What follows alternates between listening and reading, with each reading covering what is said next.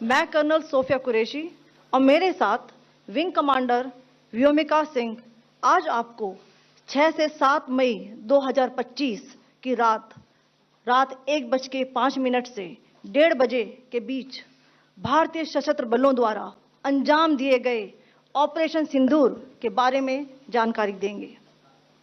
Operation सिंदूर 22 अप्रैल को पहलगाम में हुए विभत्स आतंकवादी हमले के शिकार मासूम नागरिकों व उनके परिवारों को न्याय देने के लिए लॉन्च किया गया था।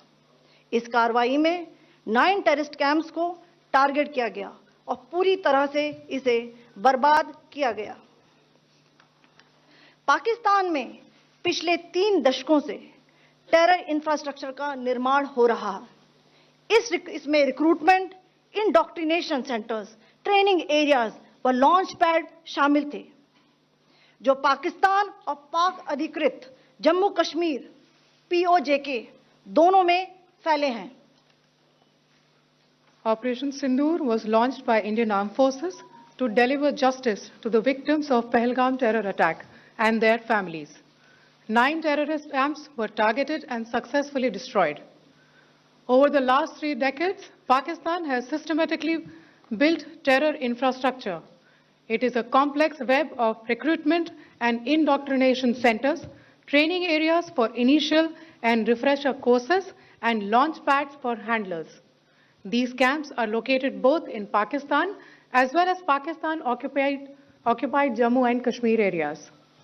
Some of the well-known training camps are located, as you can see on the screen. They are distributed from Savai Nala in the north, counting to approximately 21, ending at Bhagalpur to the south. इन लक्ष्यों का चयन विश्वसनीय intelligence सूचनाओं के आधार पर हुआ ताकि आतंक गतिविधियों की रीढ़ तोड़ी जा सके और यह खास ध्यान दिया गया कि निर्दोष नागरिकों और सिविलियन इंस्टॉलेशन को नुकसान न पहुंचे। The selection of these targets for Operation Sindoor was based on credible intelligence inputs and role of these facilities in perpetrating the terror activities. The locations were so selected to avoid damage to civilian infrastructures and loss of any civilian lives. This was done with due diligence, and the camps selected for targeting and their engagement will now be shown to you one by one. POJK के target मैं आपको बताना चाहूंगी। सबसे पहले सवाई नाला camp Muzaffarabad, जो कि POJK के लाइन ऑफ कंट्रोल से 30 किलोमीटर दूर है। यह एक लश्कर तौयबा का ट्रेनिंग सेंटर था। 20 अक्टूबर 2024 सोनमर्ग, 24 अक्टूबर 24 गुलमर्ग, 22 अप्रैल 2025 पहलगाम, इन हमलों के आतंकियों ने यहीं से प्रशिक्षण लिया था। सैयदना बिलाल कैंप मुजफ्फराबाद, यह एक जैश ए मोहम्मद का स्टेजिंग एरिया है। यह हथियार, विस्फोटक और जंगल सर्वाइवल ट्रेनिंग का केंद्र भी था। गुलपुर कैंप कोटली, यह LOC से 30 किलोमीटर दूर था। लश्कर तौयबा का बेस था, जो रजौरी, पुंछ में सक्रिय था। 20 अप्रैल 2023 को पुंछ में और 9 जून 2024 को तीर्थ यात्रियों के बस हमले में यहीं से आतंकी को ट्रेन किया गया था।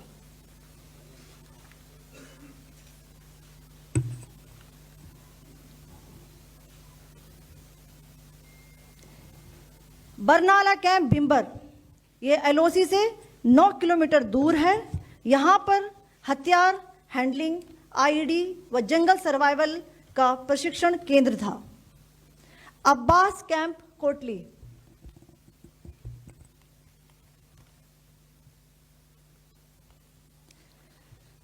यह LOC से 13 किलोमीटर दूर है। लश्कर तौयबा का फिदाइन यहाँ तैयार होता था।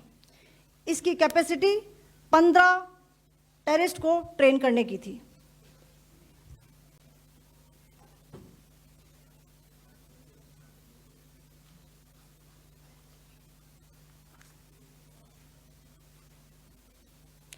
अब मैं पाकिस्तान के अंदर के टारगेट से अवगत कराना चाहूंगी। पहला, सर्जिकल कैंप सियालकोट। यह अंतर्राष्ट्रीय सीमा से 6 किलोमीटर की दूरी पर है, सांबा कठुआ के सामने।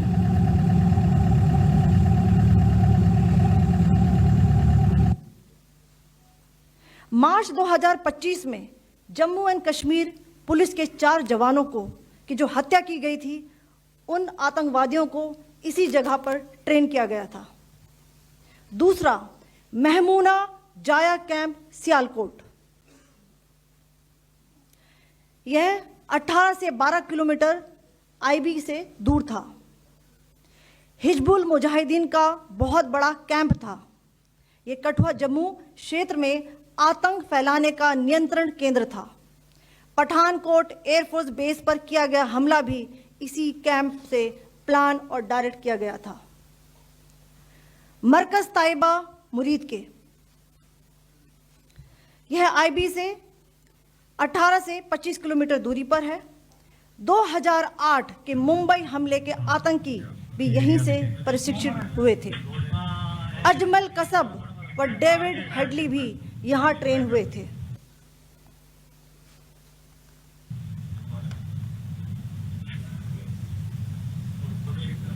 आगे दूसरा आया।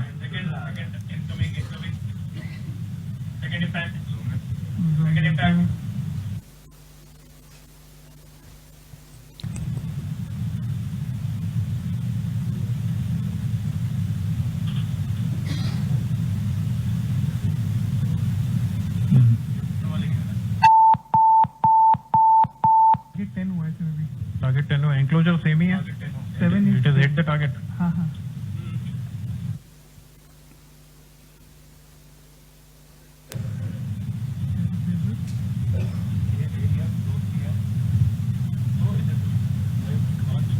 आ गया सर, इम्पैक्ट।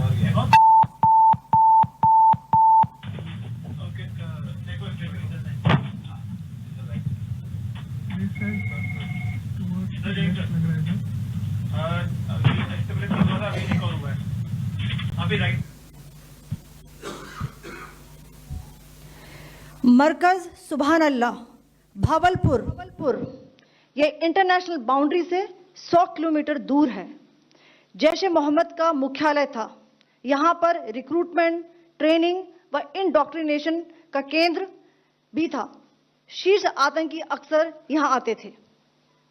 मैं आप सबको बताना चाहती हूँ कि किसी भी सैन्य ठिकाने का निशाना नहीं बनाया गया और अभी तक किसी तरह की नागरिक क्षति की रिपोर्ट नहीं है। धन्यवाद। जय Hind. The strike on the terror camps were undertaken through precision capability, as shown to you. A niche technology weapons with careful selection of warheads was ensured so that there will be no collateral damage. The point of impact in each of the target was a specific building or a group of buildings. All the targets were neutralized with clinical efficiency, and the results reiterate the professionalism of the Indian Armed Forces in the planning and execution of their operations. No military establishments were targeted. India has demonstrated considerable restraint in its response. However, it must be said that the Indian Armed Forces are fully prepared to respond to Pakistani misadventures, if any, that will escalate the situation. Jai Hind, and thank you very much.